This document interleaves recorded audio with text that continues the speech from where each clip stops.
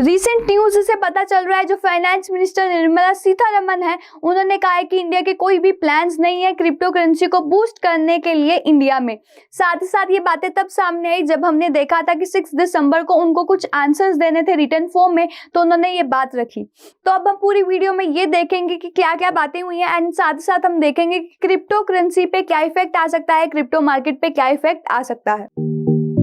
Crypto currency bill government के कोई plan नहीं है कि बूस्ट किया जाए क्रिप्टो सेक्टर को इंडिया में। एंड साथ ही साथ उन्होंने कहा है कि जो बिल है crypto currency regulation of official digital currency से रिलेटेड जो सेशन चल रहा है 7th session of 17th Lok Sabha, जो लाइकली कंक्लूड हो जाएगा 23 दिसंबर तक, तो उसकी एंड तक एक बिल देखने को मिल सकता है क्रिप्टो करेंसी से रिलेटेड। एंड बता दें कि बिल में क्या मेंशन किया गया था कि जो गवर्नमेंट है वो बैन करेगी सारी प्राइवेट क्रिप्टो करेंसीज को, लेकिन कुछ एक्सेप्शंस रहेंगे लाइक ब्लॉकचेन टेक्नोलॉजी के जो एक्सेप्शंस है, जो टेक्नोलॉजी के रिलेटेड एक्सेप्शंस है वो रहेगी। तो हमने देखा था क्वेश्चनियर आए थे जिसके आंसर 6 दिसंबर को फाइनेंस मिनिस्टर को देने थे, तो उन्होंने पूछा था कि क्या गवर्नमेंट के कोई प्लान है कि वो बूस्ट करना चाहते हैं क्रिप्टो सेक्टर को। तो यहाँ पर आज उन्होंने जवाब दिया है कि गवर्नमेंट के कोई प्लान्स नहीं है। एंड साथ ही साथ उन्होंने ये भी पूछा था कि क्या गवर्नमेंट को पता है कि कितनी इंप्लॉयमेंट जनरेशन हुई है, उससे रिलेटेड डाटा जो है वो हमें प्रोवाइड किया जाए। तो गवर्नमेंट ने यहाँ पर कहा है कि वो इस सेक्टर से रिलेटेड कोई डाटा कलेक्ट नहीं करती, क्योंकि यहाँ पर जो क्रिप्टो करेंसीज है वो अभी भी अनरेगुलेटेड है कंट्री में। साथ ही साथ यहाँ पर जो प्रपोजल की बात हो रही थी, सीबीडीसी की जो बात हो रही थी, जो आरबीआई ने प्रपोजल रखा था सीबीडीसी से रिलेटेड, वो भी यहाँ पर हो सकता है कि इंप्लीमेंट हो जाए, वो यहाँ पर अडॉप्ट कर लिया जाए। एंड यहाँ पर हम देख सकते हैं कि यहाँ पर लिखा हुआ है it is also seeking to build a framework for the adoption of central bank digital currency जो इशू की जाएगी बाय सेंट्रल बैंक। एंड यहाँ पर जो आरबीआई ने प्रपोजल रखा था गवर्नमेंट को अक्टूबर 2021 में, एंड उन्होंने इस प्रपोजल में कहा था कि जो बैंक नोट की डेफिनेशन है उसका स्कोप बढ़ाया जा सके, ताकि जो बैंक नोट है उसमें डिजिटल फॉर्म में जो डिजिटल करेंसी उसको भी इंक्लूड किया जा सके। एंड इसके कई यूज केसेस को भी देखा जा रहा है, एग्जामिन किया जा रहा है। एंड यहाँ पर स्ट्रेटेजी जो है उसको इंप्लीमेंट किया जाएगा सीबीडीसी की इंट्रोडक्शन मीन यहाँ पर जो सीबीडीसी है उसकी इंप्लीमेंटेशन के लिए सारी चीजों का ध्यान रखा जाएगा with little to no disruptions. Mean सारी चीजें यहाँ पर देख के ही की जाएंगी, पूरी स्ट्रेटेजी के साथ ही यहाँ पर वर्कआउट किया जाएगा।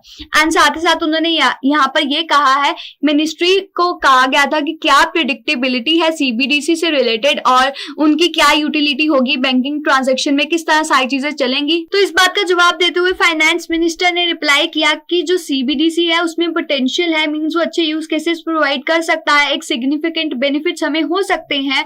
साथ ही साथ उन्होंने ये कहा कि इस बेनिफिट्स में क्या क्या इंक्लूड हो सकता है, तो हमारी जो डिपेंडेंसी है, जो हम ज्यादा रिलाई करते हैं कैश पे, वो भी कम होगा। एंड यहाँ पर जो गवर्नमेंट को बेनिफिट होता है, जो प्रॉफिट होता है करेंसी को इश्यू करते वक्त, वो भी बढ़ेगा, क्योंकि यहाँ पर जो ट्रांजैक्शन कॉस्ट होंगी वो कम होंगी। साथ ही साथ यहाँ पर जो सेटलमेंट रिस्क है वो भी कम होगा सीबीडीसी, अगर यहाँ पर सीबीडीसी लॉन्च हो जाता है। साथ ही साथ अगर सीबीडीसी लॉन्च हो जाता है तो यहाँ पर एक जो पेमेंट ऑप्शन हमें दिखेगी वो ज्यादा रोबस्ट, मीन ज्यादा ग्रोथ आएगी, ज्यादा इफिशिएंट, ट्रस्टेड, रेगुलेटेड और एक legal tender based payment option रहेगी। मीन्स ये सारी चीजें एक मैनर में आ जाएगी, एक सिस्टमेटिक मैनर में लाने की यहाँ पर ये कोशिश कर रहे हैं।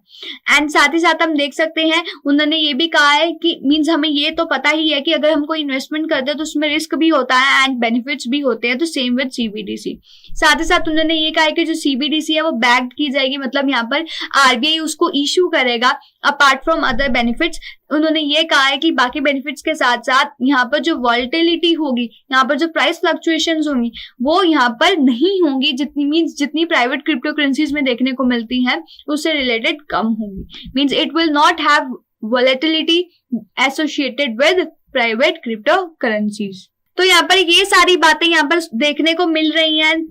तो आप सब देख सकते हो कि अगर हम इसको कंक्लूजन करें तो अब हो सकता है, अब हमें वेट करना है कि क्या गवर्नमेंट का लास्ट डिसीजन होगा, क्या बिल में क्या इंक्लूड होगा। एंड हम ये भी देख सकते हैं कि वो कह रहे हैं कि बिल हो सकता है जो पार्लियामेंट का सेशन है लाइकली कंक्लूड होने वाला 23 दिसंबर तक, तब हमें देखने को मिल सकता है। साथ ही साथ यहाँ पर हम ये भी देख सकते हैं सीबीडीसी को लाने की बातें हो रही हैं।